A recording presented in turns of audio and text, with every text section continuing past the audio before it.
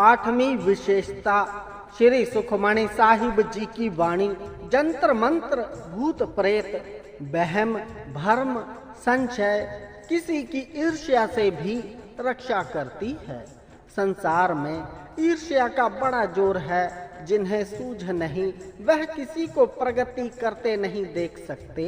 आज के युग में उनकी संख्या बहुत है जो अपने दुख से इतने दुखी नहीं, लेकिन दूसरे को सुखी देखकर दुखी हैं।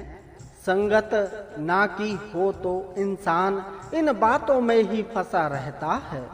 अमूक मुझसे आगे क्यों निकल गया है, अमूक को खुशी क्यों मिल गई है, ईर्ष्या आ जाती है।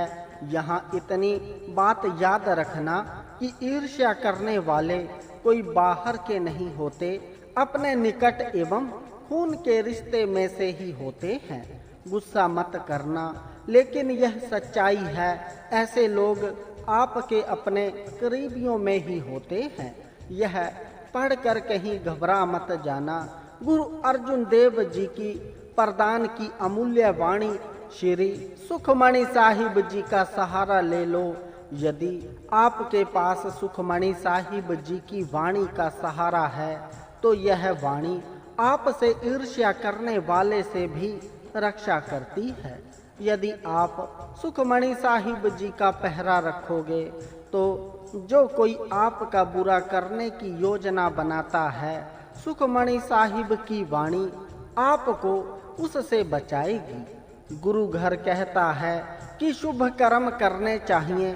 आप कभी नोट करो, जब कोई शुभ कर्म करे उसकी ऑटोमेटिकली शोभा होती है, और जब उसकी शोभा हो बीच में से अपने निकट के ही होते हैं, कोई बाहर से नहीं, जिनसे किसी को शोभा सहन नहीं होती, बर्दाश्त नहीं होती, फिर वह उसका बुरा करने की योजना बनाते हैं।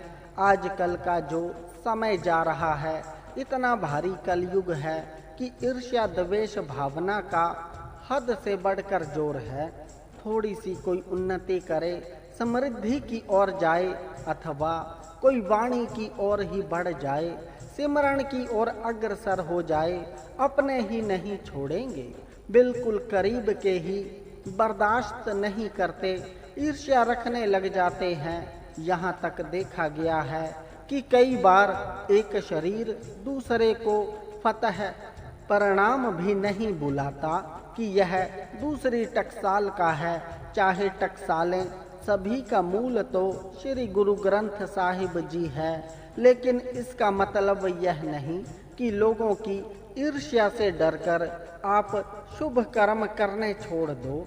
शुभ कर्म डट कर करो, परंतु साथ सुखमणि साहिब जी की वाणी की बाड़ लगा लो। फिर ईर्ष्या करने वाले आपका कुछ नहीं बिगाड़ सकेंगे, प्रगति करते जाओगे। एक कीर्तनिया है, बड़ा मधुर कीर्तन करता है, बहुत ही रस है उसके कीर्तन करने में। उसकी एक बात दास को बहुत अच्छी लगी, मुझ पर बहुत प्रभाव पड़ा। दास आप जिसे व्यक्त कर रहा है, पढ़कर अपने लिए सीख लेना। उस कीर्तनीय ने एक नियम बनाया है कि जब भी कहीं कीर्तन करता है, कीर्तन की संपूर्णता के पश्चात रसना को तब तक कुछ नहीं लगाता जब तक एक पाठ सुखमणि साहिब जी का ना कर ले। कीर्तन करने के पश्चात सुखमणि साहिब जी के पाठ की बाड़ लगाता है कि सतगुरु शुक्र है, सेवा ली है। यहाँ एक बड़ी सूक्ष्मता है। कई जिन्हें सूझ नहीं कि वह अच्छा कीर्तन कर ले, अच्छी कथा कर ले, अथवा कोई अन्य शुभ कर्म कर ले, और मैं तत्व में आ जाते हैं, चाहते हैं कथा कीर्तन के उपरांत उनकी सेवा हो। यह अपना अपना स्वभाव है। कई सेवा करवाकर खुश होते हैं, चाहते हैं कि कोई हमारे पांव दबाए, मालिश करे, अथवा अन्य कई प्रकार की सेवा हो। लेकिन एक बात याद रखना, इससे कमाई खत्म हो जाती है। इसलिए गुरमुख जिसे सूझ है वह इन चीजों से बचता है। बहुत आवश्यकता अनुसार किसी समय जरूरत हुई तो करवा ली। एक कोई अनजान पाठी है, 2-3 घंटे भूमिका देने के पश्चात अपनी सेवा करवाता है। कितना जमीन आसमान का फर्क है उस कीर्तनीय में और उस पाठी में। एक मैं आ रहा है कि मैंने पाठ किया है, मेरी सेवा हो, जबकि दूसरा जिसे सूझ है वह वाणी पढ़कर धन्यवाद करता है कि सतगुरु ने सेवा ली है।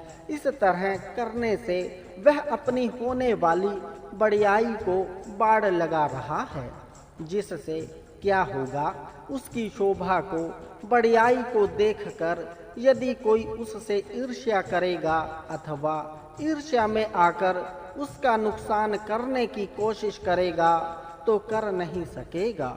इशारा लेना कि यदि कोई अपनी खुशियों के पश्चात मान सम्मान शोभा मिलने के उपरांत सुखमणि साहिब जी का सहारा लेता है तो यह वाणी उसे दुनिया की ईर्ष्या से बचाती है।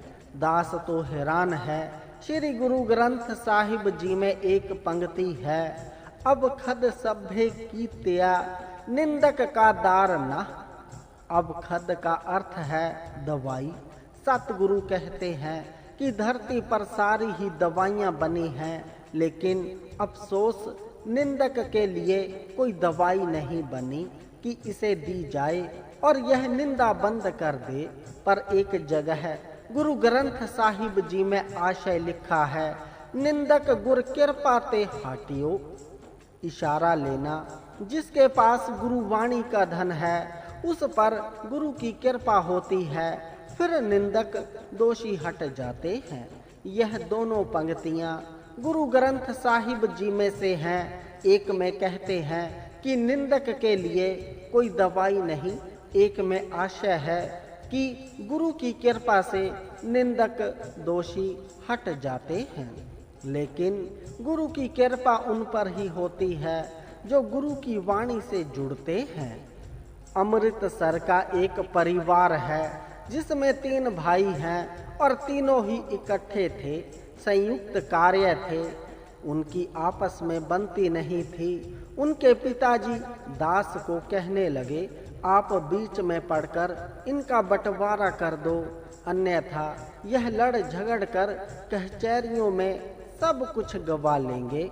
उन तीनों को जब अलग अलग किया गया, संपत्ति का बंटवारा किया गया, कुछ दुकानें थी आपस में बांट दी और कोई 2-2 लाख के करीब तीनों के हिस्से आया। बंटवारा होने पर कोई महीने बाद ही एक भाई सुबह सुबह 7 बजे दास के घर आ गया मिठाई का डिब्बा लेकर और दास को कहने लगा कि हमने नई कार ली है। दास कभी कार की तरफ देखे और कभी उस शरीर की तरफ। वह कहने लगा, मैंने नई कार ली है, आप मुझे बधाई नहीं दे रहे, कभी कार की तरफ देख रहे हो और कभी मेरी तरफ। दास ने कहा, तुझे नई कार लेने की खुशी छाई हुई है, जबकि मैं सोच रहा हूँ कि आज नहीं तो कल तेरी तरफ उंगली होनी शुरू हो जानी है। वह कहने लगा, किस बात पर? दास ने कहा, दास ने ही आपके बीच में पढ़कर बंटवारा करवाया था, 2-2 लाख आपके हिस्से में आया था और अभी महीना हुआ है इस बात को, और तूने आज 3 लाख की कार ले ली है। तेरे भाइयों ने कहना है कि जब इकट्ठे थे तो यह अवश्य हेरा फेरी करता रहा होगा, गुल्लक में से पैसे निकालता रहा होगा, नहीं तो 2 लाख रुपया हमारे हिस्से आया और वह भी कारोबार में लग गया, और यह 3 लाख की कार बीच में से कैसे ले आया? वह कहने लगा, मैंने 50,000 नकद देकर शेष किस्तों पर कार ली है। दास ने कहा, चाहे तू ठीक भी कहता होगा, सच्चा होगा, तो भी उन्होंने तो बात उड़ानी ही उड़ानी है। वह भी मेरी बात सुनकर सोच में पड़ गया। कहने लगा, अब क्या करूं? बच्चे बहुत जिद करते थे, संस्कार लेने के लिए गुरुद्वारे जाने के लिए भी मुश्किल होती थी।